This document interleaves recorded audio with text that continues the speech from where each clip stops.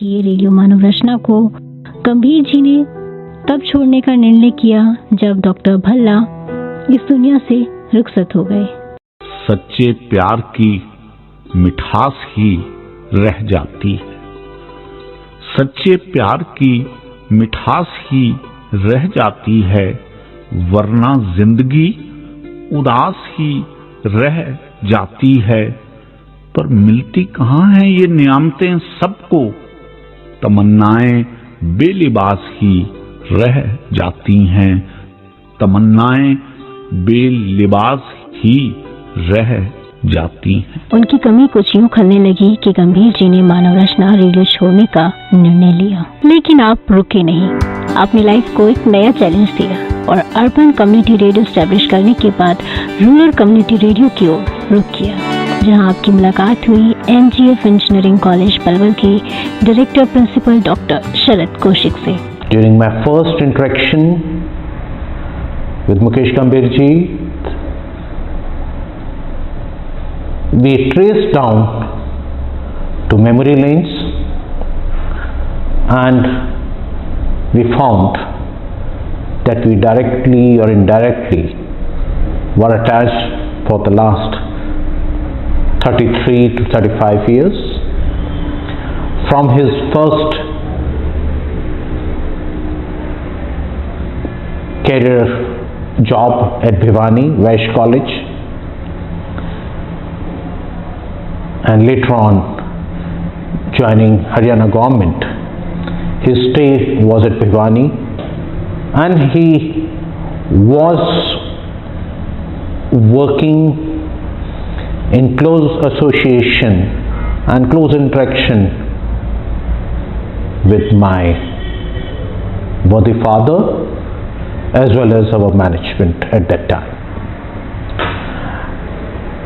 So that confidence and old maturity and association gave us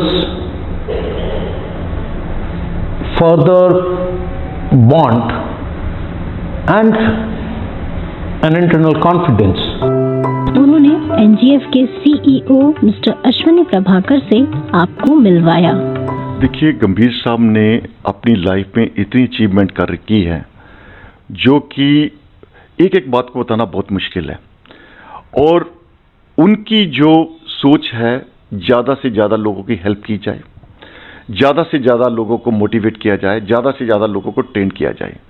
इसका जो कि ultimate सबका गोल यही रहता है, सबका भला होना चाहिए। इस चीज़ को लेके वो हमेशा चलते हैं। अब उनको पता लगता है किसी पर्सन को प्रॉब्लम है, वो पर्सन उनके पास पहुंच के ये नहीं बताता मेरी प्रॉब्लम सॉल्व करेंगे, वो उनको खुद बुला के बोलते हैं अच्छा तुम्हारी ये प्रॉब्लम है, मैं ऐसे काम कर सकता हूं। तो वी आर लकी जो मुकेश गंभीर जी हमारे रेडियो डायरेक्टर हैं। शहर से दूर गांव के बीच इस कम्युनिटी रेडियो को भी आपने उसी शिद्दत से चाहा, और यही कारण है कि आज कम्युनिटी रेडियो NGF 90.4 के माध्यम से लाखों दिलों पर राज कर रहे हैं रेडियो मैन मुकेश गंभीर। छोड़ बाहर को, मन को देख, और भीतर है जो धन को देख। अरे क्यों भटके हैं मंदिर मस्जिद, अपने भीतर फन को देख, अपने भीतर फन को देख। मुकेश गंभीर के विजन पर ओशो के विचारों का प्रभाव दिखाई देता है। गंभीर साहब की बहुत बड़ी खासियत है, क्वालिटी है, वो ये है कि गंभीर साहब के साथ जो भी बैठा है, गंभीर साहब ने उसे कभी भी छोटा महसूस नहीं होने दिया। उन्हीं का एक शेर है कि जो तुमसे झुककर मिला होगा, यकीनन उसका कद तुमसे बहुत बड़ा होगा। फरीदाबाद के अदब की अगर बात करें तो यहाँ की जो साहित्यिक समृद्धि है, फरीदाबाद ही नहीं, हरियाणा प्रदेश ही नहीं, देश ही नहीं, बल्कि विश्व में अपनी पहचान रखती है। और उस पहचान को आगे बढ़ाने में मुकेश गंभीर साहब जैसे शायर आज नंबर 1 श्रेणी में आते हैं। गंभीर साहब ने जहाँ देश, परिवार, समाज, रिश्तों में मिठास, विसंगतियाँ, विडंबनाओं पर शायरी की है, वहीं इश्क, प्यार, मोहब्बत और ज़िंदगी से जुड़े तमाम पहलुओं पर उन्होंने कलम चलाई है।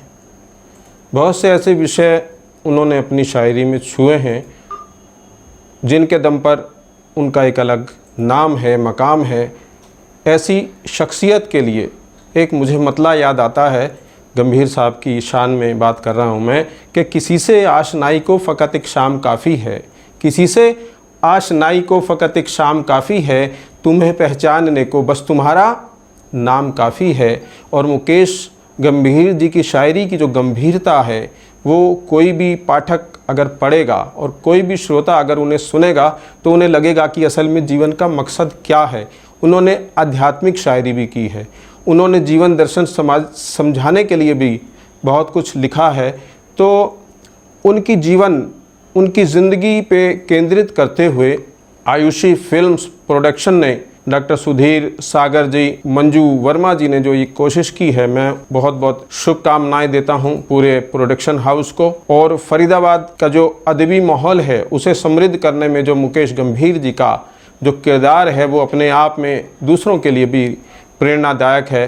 तो ऐसी शख्सियत के लिए जो मैंने उन्हें पढ़ा है, अब तक मुशायरों में जो उनकी शायरी को मैंने सुना है, तो उसी मिजाज की कुछ शायरी मैंने भी की है कि तुम जब मिलो तो ऐसे मिलो हर बशर के साथ। पूरी दुनिया हमारी है, सिर्फ सोच की बात है कि तुम जब मिलो तो ऐसे मिलो हर बशर के साथ, जैसे कि मिल रहे हो नए हम सफ़र के साथ, हम सफ़र के साथ। मेरी वफ़ा पे तुमको यकीन गर नहीं ज़रा, अपनी नज़र मिलाओ तो मेरी नज़र के साथ। जो ईमानदारी के साथ जो काम करता है, चाहे वो शायर है, लेखक है, साहित्यकार है या आयुषी फिल्म प्रोडक्शन की टीम है, उनका अपना नाम होता है, मकाम होता है कि दिल सभी का फूल की मानिंद खिलना चाहिए, ज़ख्म हो चाहे किसी का दोस्त सिलना चाहिए।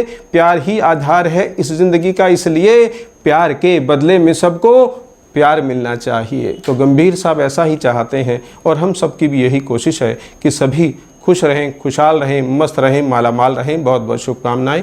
ओशो के साहित्य ने गंभीर को एक नया दृष्टिकोण दे डाला। वो लाज के साथ कहते हैं, मैं ओशो पर तो घंटों बात कर सकता हूँ। सन 1972 में जब मैं कॉलेज की एजुकेशन करके निकला था और बतौर लेक्चरर मैंने भिवानी में काम करना शुरू किया था, तो वहाँ पहली बार मुझे ओशो की एक पुस्तक ईश्व उपनिषद पढ़ने का इत्फाक हुआ।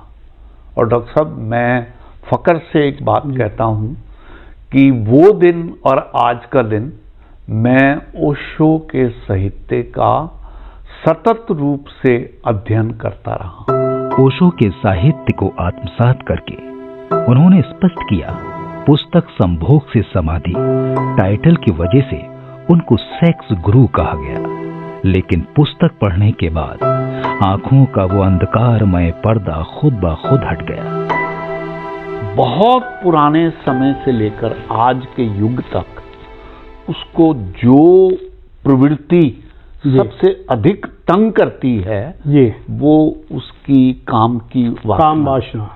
ठीक है, हाँ ठीक है। ओशो ने समझा जी, और उसने आदमी की हिपोक्रेसी को भी समझा जी, जो पखंड आदमी ने फैलाया हुआ है, उसने उसके गहनतम स्तर पर चोट करी जी, और ये कहा कि तुम अपने भीतर के व्यक्तित्व को जब तक नहीं पहचानोगे जी, तुम चाहे हिमालय में भी चले जाओ, जैसे तुम हो जी, हिमालय जाकर भी कोई अंतर नहीं आएगा, परिवर्तन नहीं आएगा। कारण ये है, तुम्हारे भीतर का गंध अगर नहीं धुला तो तुम वो किसी भी गंगा में नहा लो, लेकिन वो गंध नहीं जाएगा, वो गंध नहीं जाएगा। बहुत बड़ी बात कही थी। उन्होंने जिसको कहते हैं पर्जिंग ऑफ ह्यूमन पर्सनैलिटी, बहुत आदमी के व्यक्तित्व का जो शुद्धिकरण, वो शुद्धिकरण की प्रक्रिया बताई उन्होंने, अब ये जो कैथारसिस है आदमी की पर्सनैलिटी का,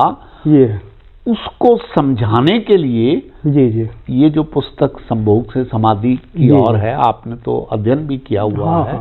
आप ये देखिए, ताजुब की बात है जी, जितना उस पुस्तक में सेक्स के खिलाफ हाँ, लिखा हुआ है जी जी, उसके ठीक उलट जी इस किताब का प्रचार इस ढंग से हुआ कि भाई ओशो तो सेक्स गुरु। ध्यान, योग और विचारों की नई सोच के साथ विश्व पटल पर ले जाने वाला सदियों में एक विरला पैदा होता है।